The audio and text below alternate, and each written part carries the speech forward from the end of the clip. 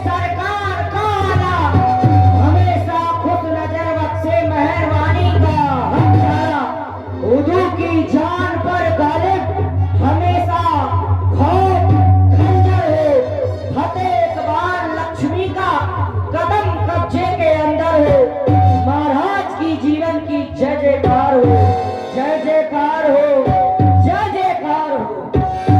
और प्रस्तुत मंगलाचरण में बड़े भैया श्री राजेश द्विवेदी जी, पूर्व राम जी के अभिनेता, ग्राम बिहुंडी, आपकी ओर से पुनः 100 पुष्प मुद्राएं व्यासपीठ के सभी कलाकारों के लिए प्रदत्त हुई। साधुवाद। अष्ट मंत्रियों में श्रेष्ठ मंत्री सुमंत जी महाराज, आप तो जानते हैं जब भी हम अपने इस अयोध्या के सिंहासन सूर्यमुखी सिंहासन पर आसीन होते हैं, सर्वप्रथम आप मंत्रियों से अपनी इस प्यारी प्रजा का हाल जाना करते हैं। और हाल जाना क्यों करते हैं? क्योंकि ऐसा शास्त्र कहते हैं कि जिस राजा के राज में यह प्यारी प्रजा दुख पाती है वो राजा नरक का गामी होता है। क्योंकि बजे ताली युगल कर से नियम तो ये सदा से है, यदि राजा है प्रजा से तो ये प्रजा भी राजा से है, एक दूसरे के पूरक माने जाते हैं राजमंत्री। फिर जिस राजा के राज में यह प्यारी प्रजा दुख पाती है वो राजा नरक का गामी होता है, ऐसा हमारे शास्त्र कहते हैं।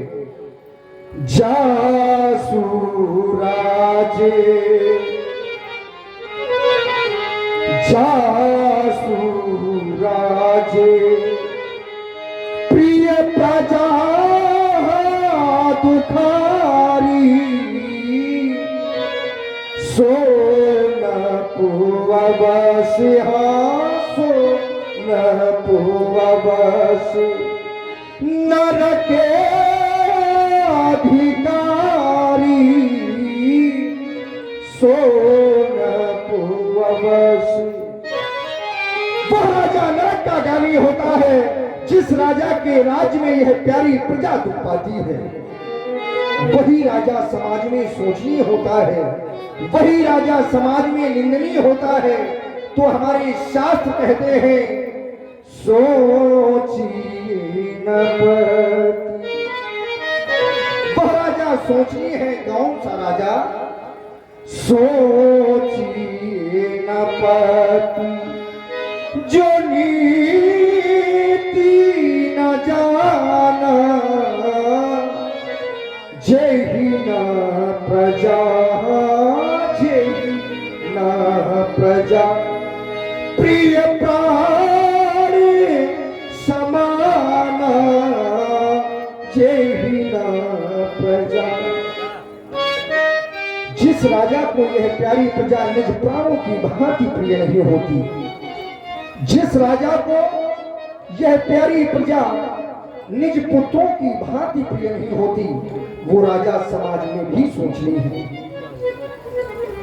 ऐसा राजा कभी संसार में यश कीर्ति को प्राप्त नहीं कर सकता, क्योंकि राजमंत्री महाराज व्यक्ति बहुत सा धन एकत्र कर लेता है, बल एकत्र कर लेता है, परिवार होने के कारण यदि व्यक्ति के जीवन में अहंकार आ जाता है तो उस व्यक्ति का जीवन गर्त की ओर चला जाता है, उस व्यक्ति के जीवन का विनाश हो जाता है। तभी तो आज हमारा यह हृदय कहने के लिए बार बार बात कर रहा है कि धन्य पते पल पाकर, धन्य पद बल पाकर चूर रहे और सत पाकर, और सत पाकर वो भूल रहे, लेकिन बहुत सारी शक्ति, ऐसा धन, ऐसा यश, ऐसा वैभव, ऐसा धन किस काम का यदि हम किसी भूखे को भोजन नहीं करा सकते, किसी अनाथ का सहारा नहीं बन सकते, किसी भटके हुए को राह नहीं दिखा सकते, फिर जीवन किस काम का है? वो शक्ति निरर्थक है,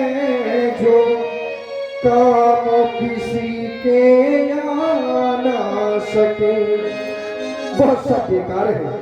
इसलिए राजमंत्री, हम अपनी इस प्यारी प्रजा के बारे में ही क्यों पूछा करते हैं? इसका भी एक विशेष कारण है। वो विशेष कारण मैं आपसे कहता हूं, ये हमारी प्रजा साधारण नहीं है। एक राजा इस संसार में और है जिसकी प्रजा के लिए कहा जाता है कि पुर नर नार सुभग सुचि संता, धर्मशील ज्ञानी गुणवंता। ज्ञानी, गुणवान, संत है, तो ये क्या सभी विशेषताएं सर्वोपरि हैं क्या? राजमंत्री, इन सबसे सर्वोपरि एक और विशेषता होती है। कौन सी? जिसे संसार में चरित्र कहा जाता है। एक बार उसी राजा के राज में, राजा जनक के राज में, ऋषि के द्वारा कथाएं सुनाई जा रही थी, वेद अध्ययन किया जा रहा था ऋषि दुर्वासा के द्वारा, और वहीं पर राजा जनक बैठे थे। उनके मुख से अनायास ही हंसी निकल पड़ी। ऋषि दुर्वासा ने पूछा कि आप हमारी बात को सुनकर हंस रहे हैं? राजा जनक ने अपनी बात को इधर उधर घुमाकर प्रकृति की ओर इशारा किया कि महाराज कुछ ऐसा देखकर हमें हंसी आई। लेकिन ऋषि दुर्वासा उस समय क्रोधित होकर उन्हें श्राप दे दिया कि जिस प्रकृति की सुंदरता के कारण तुम हमारी बात को सुनकर हंसे हो, जाओ मैं तुम्हें श्राप देता हूं कि यह सारी प्रकृति तुम्हारे राज की जहां तक है वह सूख जाए, निर्जीव हो जाए। और श्राप देते ही राजा जनक का वह पूरा बाग सूख गया। इस बात की चिंता राजा जनक को ही उपक्रम पूछा गया कि आखिर यह बात पुनः हरा कैसे होगा। तब ऋषि ने कहा कि यदि किसी सती नारी के द्वारा कच्चे घड़े को कच्चे सूत में बांधकर यदि कुआं से जल निकालकर इस बाग में पुनः डाला जाए, तभी यह बाग पुनः हरा भरा होगा। नगर में ढिढोरा पिटवाया गया। सती तो वहां भी थी, लेकिन उनके हृदय में एक भय था कि शायद वो कच्चा सूत टूट गया या वह कच्चा घड़ा फूट गया तो हमारे सतीत्व पर दाग लग जाएगा। ये उनके हृदय में भय था। सभी देशों में इस बात की खबर भेजी गई, हमारे पास भी इस बात का आमंत्रण आया। हमने जाने की तैयारी की। हमारी महारानी कौशल्या जो कि परम सतीवान है, परम चरित्रवान है, जाने की तैयारी की। तभी हमारी महारानी की दासी ने इस बात को पूछा कि महाराज हम जा रहे हैं। महारानी की दासी ने महारानी से इस बात को पूछा तो महारानी ने पूरा हाल कहा। उस दासी ने कहा कि महारानी आपको जाने की आवश्यकता नहीं है, यदि आप कहें तो मैं स्वयं जाकर उस बाग को हरा कर सकती हूँ। महारानी ने यह बात हमें बताई। हमने कहा कि वह बाग को हरा करना है, वहां जाने की विशेषता नहीं है, कोई भी हो। पालकी सजवाई गई। अयोध्या से दासी मिथिला पहुंची और उस दासी ने वह कर्म कर दिया कि कच्चे घड़े से कच्चे सूत से उस बाग को पुनः हरा कर दिया। तब से राजा जनक का हमारे यहाँ निमंत्रण नहीं आता।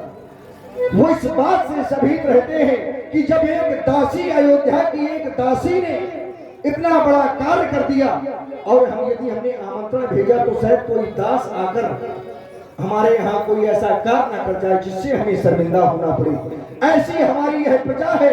ऐसी प्रजा के लिए हमारा यह जीवन बहुत छोटा है। हम ऐसी प्रजा के कारण अपने जीवन का निर्वाह कर रहे हैं। राजमंत्री, आज पुनः हमारी इस प्यारी प्रजा की प्रसन्नता कही जाए, कुशलता कही जाए।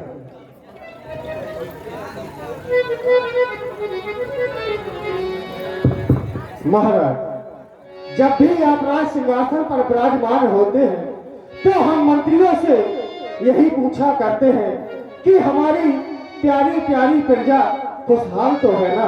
तो महाराज, कहा गया है कि सरपति बसाए बाहे बल जाके, जो देवताओं का राजा इंद्र आपके भुजा के बल पर राज करता हो, भला ऐसी प्यारी प्यारी प्रजा में कोई दुखी रह सकता है? नहीं महाराज, इतना भी नहीं, और भी कहा गया है धर्म धुरंधर गुण निधि ज्ञानी। जिस राज्य में आप जैसा धर्मात्मा ज्ञानी राजा राज करता हो, उस राज्य की प्रजा कभी दुखी नहीं रह सकती। महाराज, कहा गया है कि मत कर परवाह किसी की, चाहे जमाना खिलाफ हो, चलना उस राह पर जो सच्चा और साफ हो। महाराज यज्ञशाला, पाठशाला, गौशाला सभी सुचारू रूप से चलवाई जा रही हैं। समय समय पर मंदिरों की पूजा करवाई जा रही है। जो भी भिक्षुक दरवाजे पर आता है उसको भिक्षा दी जाती है। और महाराज इतना ही नहीं, अयोध्या के हर घर में है दूध कूद की आवाज आनी, सिंह और अजा पीते एक घाट पानी। महाराज आपकी प्रजा में कोई दुखी नहीं है। हृदय से प्रसन्नता हुई आपके इन शब्दों को सुनकर। जब तक हमारे राज्य में आप जैसे मंत्री हैं, हमारी प्रजा को कष्ट नहीं हो सकता। लेकिन राजमंत्री महाराज, एक बार भूपति मन माही भय दिलानी मोरे सुत नाही। तुम्हारे द्वारा बताया गया कि हमारी प्रजा में संपूर्ण प्रसन्नता है, लेकिन जब मैं विचार कर रहा हूं, अपनी इस प्यारी प्रजा का दर्शन करता हूं, तो पाता हूं राजमंत्री की आज भी हमारी यह प्यारी प्रजा कष्ट में है।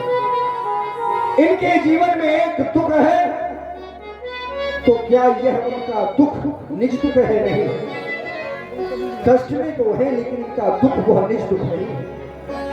हमारी इस प्यारी प्रजा ने हमारे दुख को अपना निज दुख बना लिया है। तुम भी देखते हो राजमंत्री, जब भी हमारी इस अयोध्या में किसी के ग्रह में बालक जन्म लेता है, तो अयोध्या वासियों के ग्रह में बधाई नहीं बजवाई जाती, खुशियां नहीं मनाई जाती, उत्साह नहीं मनाए जाते। जानते हो क्यों?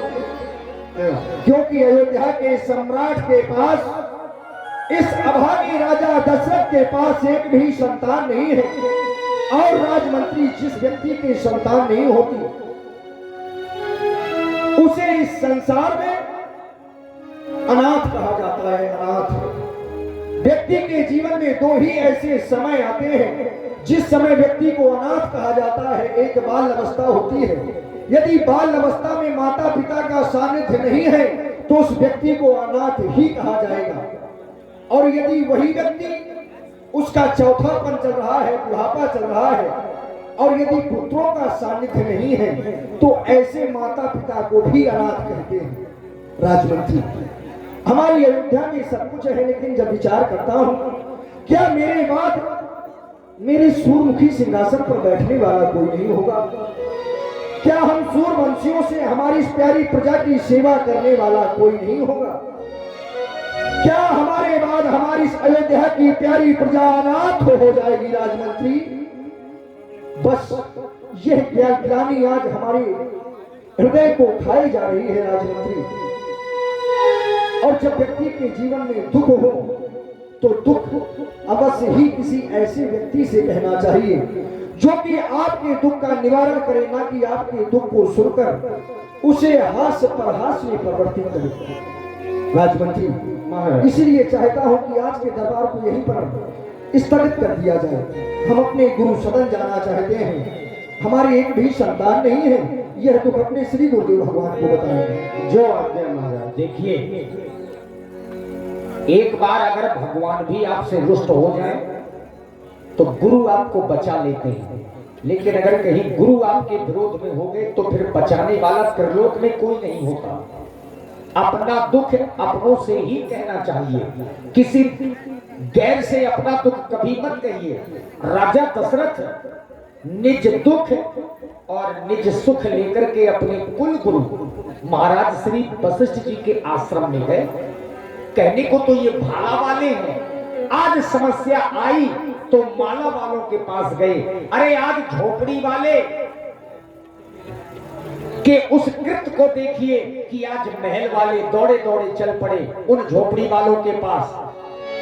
गुरु कहे कयबू तुरंत बही पाला, चरण लाग करीब नहीं विशाला।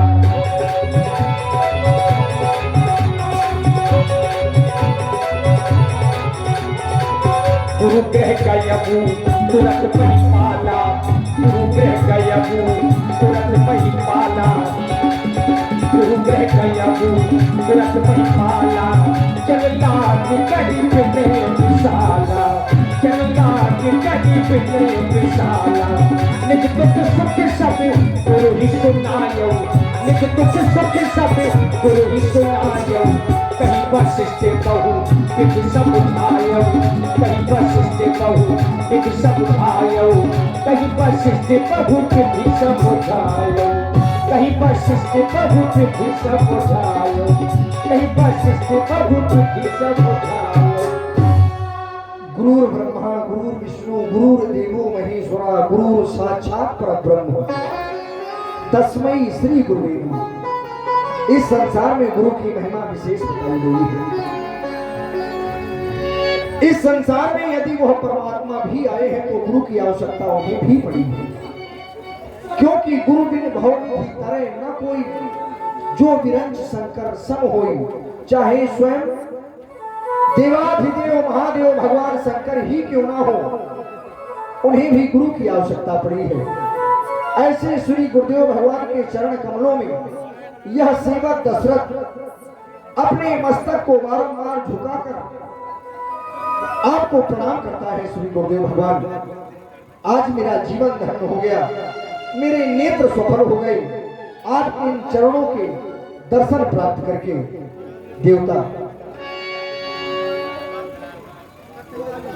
मोरे पावन दोहू नैना, आज मेरे नेत्र सफल हो गए देवता। मोरे पावन दोहू नैना, मोरे पावन दोहू नैना, प्रभु के ऋषि के मुनि के पावन देखे पाओ। मोरे पावन दोहू नैना, मुनि के पावन देखे पाओ। मोरे पावन दोहू नैना।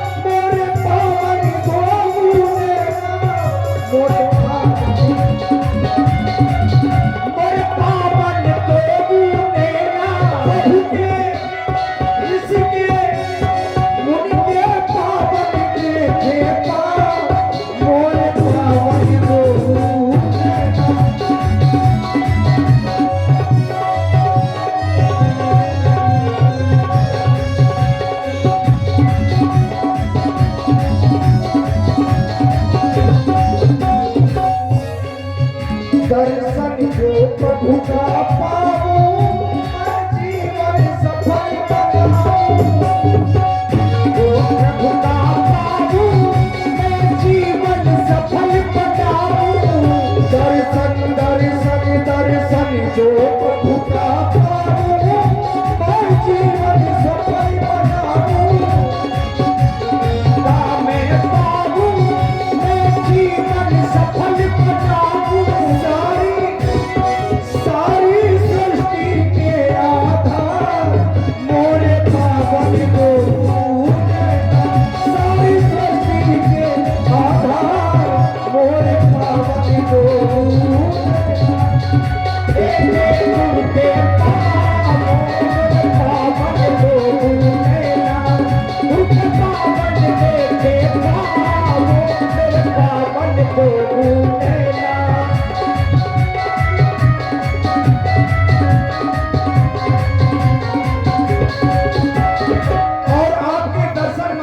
मैं ये आभास कर रहा हूँ कि परमात्मा की कृपा तो है, क्योंकि बिना परमात्मा की कृपा के आप जैसे संतों का दर्शन नहीं होता। दर्शन जो प्रभु का मिला है, तोरे मन का सुमन खिला है।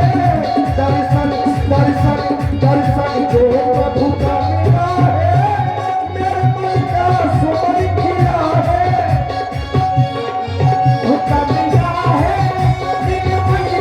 सुमन खिला है,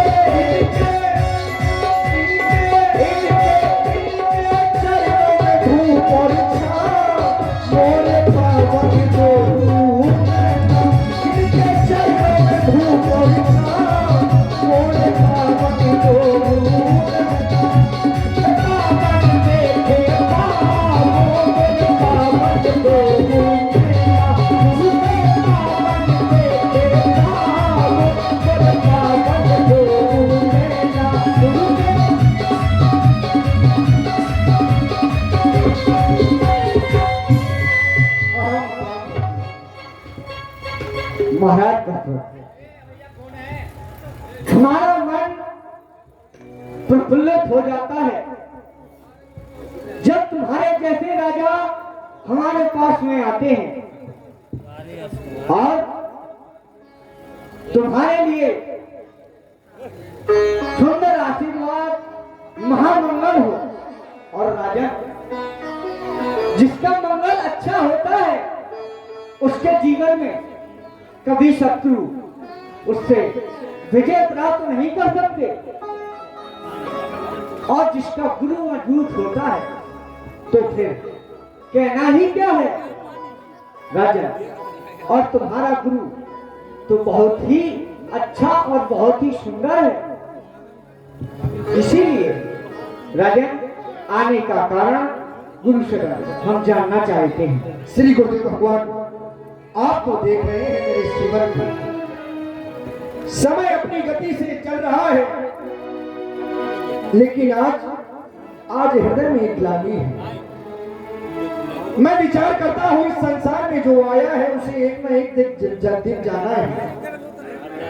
जो जन्मा सो निश्चय नासा, और जो नासा सो पुनः प्रकाशा। जिसका जन्म है उसकी मृत्यु है, और जिसकी मृत्यु है उसका पुनः जन्म होता है। मैं विचार कर रहा हूं क्या मेरे बाद हमारी इस अयोध्या का लालन पालन करने वाला कोई नहीं होगा? क्या राजा दशरथ के बाद सूर्यवंशियों का नाम समाप्त हो जाएगा? देवता, आप तो देख रहे हैं कि मेरा चौथापन चल रहा है, लेकिन अभी तक मेरे एक भी संतान नहीं है। ऐसा नहीं है कि संतान प्राप्ति के लिए मैंने उपाय ना किए हो। संतान प्राप्ति के लिए सबसे प्रथम उपाय होता है व्यक्ति के जीवन में गृहस्थ आश्रम का होना। तो मैंने विवाह भी किया, एक नहीं, दो नहीं, तीन विवाह किए, लेकिन न जाने कौन सा ऐसा अपराध आप इस दास से हो गया देवता की अभी तक हमारे महलों में पुत्रों की किलकारियां नहीं गूंजी। हमारे यह कान वह पिता शब्द सुनने के लिए न जाने कब से लड़ाए हैं। देवता देखे ना, मैंने एक नहीं, दो नहीं, तीन विवाह किए, लेकिन वह राजमहल, वह आंगन अभी तक सुनना है। देवता अभी तक सुनना है।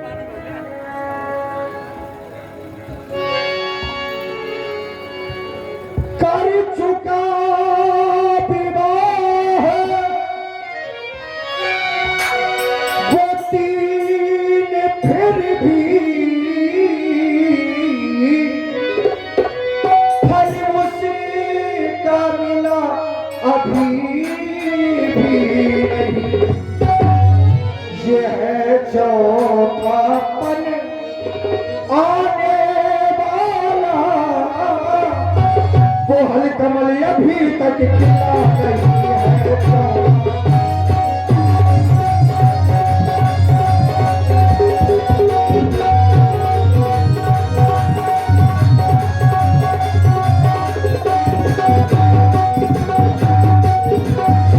वर्तमान को देखकर हृदय में कष्ट हो रहा है। देवता भविष्य को मैं जानता नहीं हूं।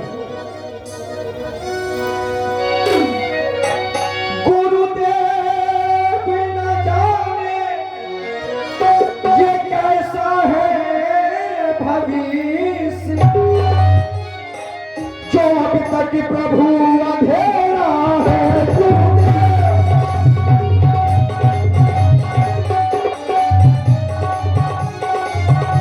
गुरुदेव न जाने कैसा है भविष्य। जो अभी तक प्रभु अंधेरा है, मैं निर्बल होता जाता हूँ, मैं निर्बल होता जाता हूँ। ये प्रबल देखने गया है।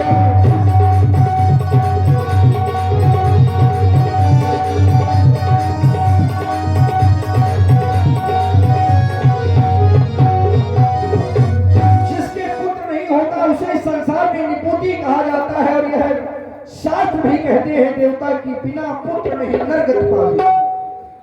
यदि व्यक्ति का जीवन गृहस्थाश्रम में व्यतीत हो रहा है, पुत्र नहीं है, तो ऐसा शरीर नरगति को प्राप्त नहीं होगा देवता।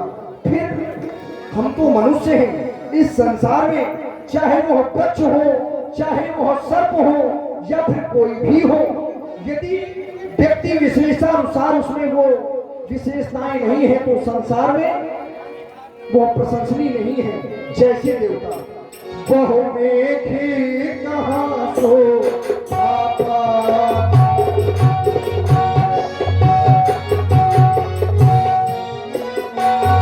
बहु देखे कहाँ सो आपा,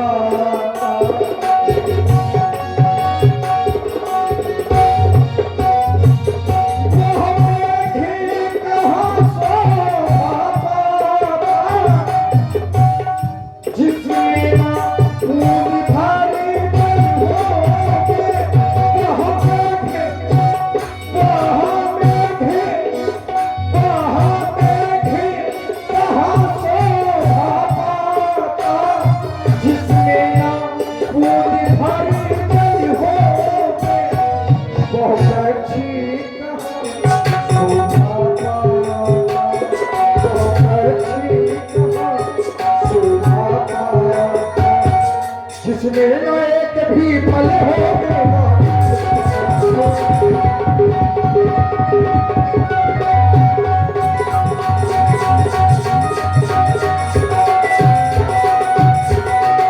पुत्र नहीं है तो बहुत से पुत्र नहीं चाहता देवता।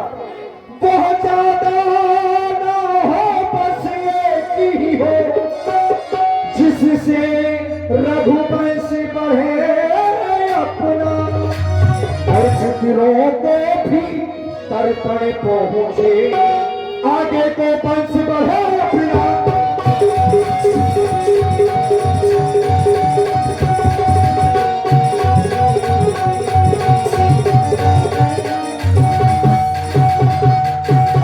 गुरुदेव उपाय वही अभी हो, गुरुदेव गुरुदेव गुरुदेव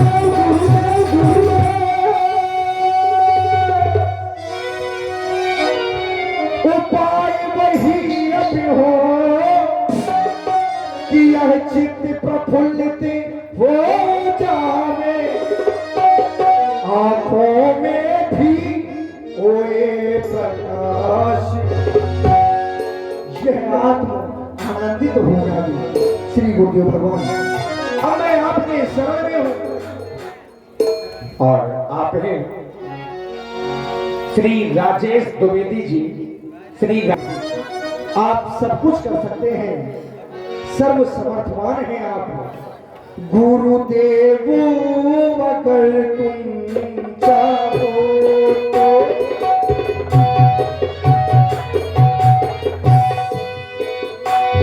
गुरुदेव अगर तुम चाहो तो सरका भी समंदर हो जावे। गुरुदेव अगर तुम चाहो सरका भी समंदर हो जावे।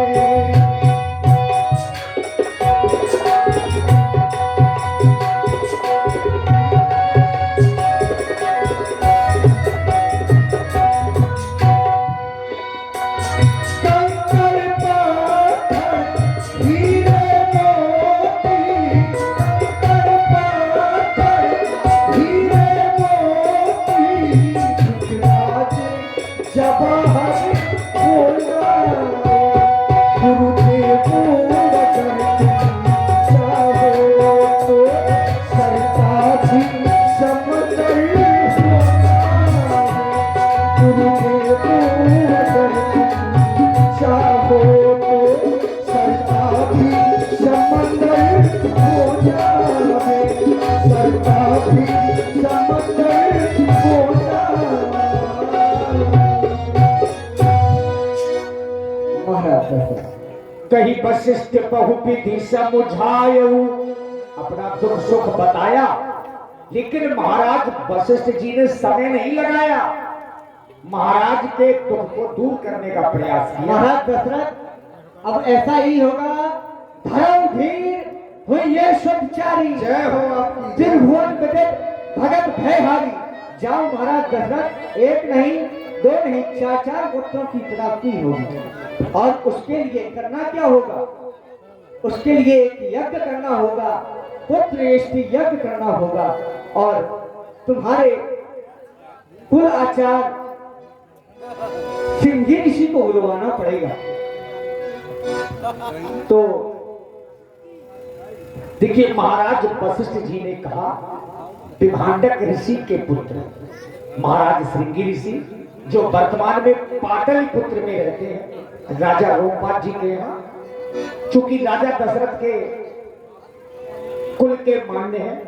चूंकि आप लोगों ने नाम सुना होगा शांता का, दत्तक पुत्री के रूप में राजा रोमपाद जी की ही पुत्री हैं शांता, जिन्हें राजा दशरथ जी ने दत्तक पुत्री के रूप में स्वीकार किया और श्रृंगी ऋषि को ब्याही गई, तो वो कुल के मान्य हैं, तो उनको बुलवाया गया है। क्योंकि महाराज श्रृंगी ऋषि पुत्रेष्टि यज्ञ के विशेषज्ञ हैं। यद्यपि यज्ञ तो महाराज वशिष्ठ जी भी करवा सकते हैं, लेकिन ब्रह्मा जी ने चूंकि पहले से विधान बना के रखा है कि जब समस्या आएगी तब आपको श्रृंगी ऋषि जी को बुलवाना है, और वही किया महाराज वशिष्ठ जी ने। श्रृंगी ऋषि वशिष्ठ बुलावा, पुत्र काम शुभ याद करावा।